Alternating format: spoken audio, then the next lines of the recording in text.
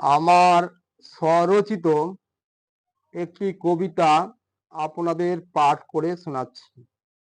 কবিতাটির নাম পরিশ্রমের মূল্য চিরদিন পায় চিরদিন পাবে।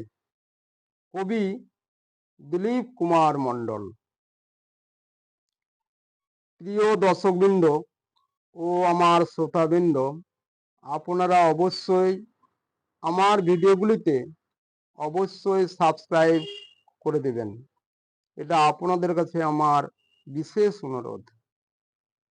বলি গৃহকোণে লুকায়ে কোথায় আপন মনে, থাকিস কেন জনে জনে বেথা অলস মনে।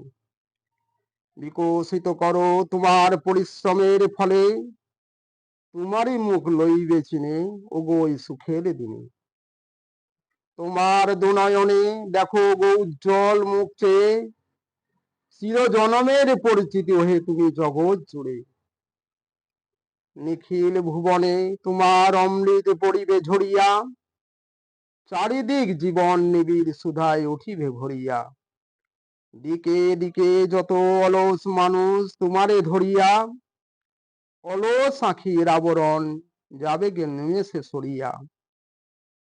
পরিশ্রম যুক্ত করো হে তুমি সবার সঙ্গে, মুক্ত করো সঞ্চার করো হে তোমার সকল কর্মে। পুণ্য করিয়া লবে এ জীবন তোমার সকল মর্মে, নাহি কোনো ডর এ জীবন মাঝে চরম শান্তি পাবে। মানব মোরা দুঃখে সুখে এসো হে মর্মে মর্মে, মোরা যত নর নারী নিত্য নিত্য সকল কর্মে। অবহেলা করিয়া নাহি করো লুকোচুরি খেলা, দুঃখ তাপে ব্যথিত চিত্তে নাহি কাটাও বেলা। পরিশ্রমে নাহি গড়ে শুধু এই বিশ্ব সভ্যতা, সাথে চলিয়াছে গড়িয়া সবারে ভাগ্য দেবতা।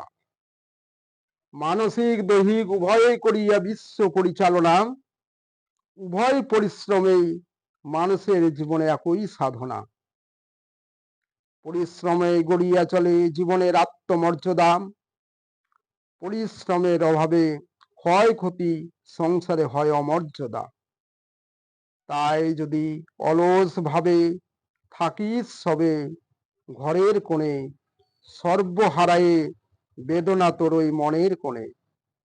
নাহি পায় কৃপার কোনা নাহি ফোটে ফুল, দুঃখ তাপে পড়িছে ঝরিয়া দিবারাত্রি করিয়া ভুল। ঘুরিয়া মরিবে পলে পলে ডুবিয়া চোখের জলে, সারা জীবন ভরিয়া সুখের ছায়া চরণ ধুলার তলে। পরিশ্রম এই জীবনে বিধাতার মহা আশীর্বাদ, জীবনে মরণে নিখিল ভুবনে পরিশ্রম খুশির বুনিয়াদ।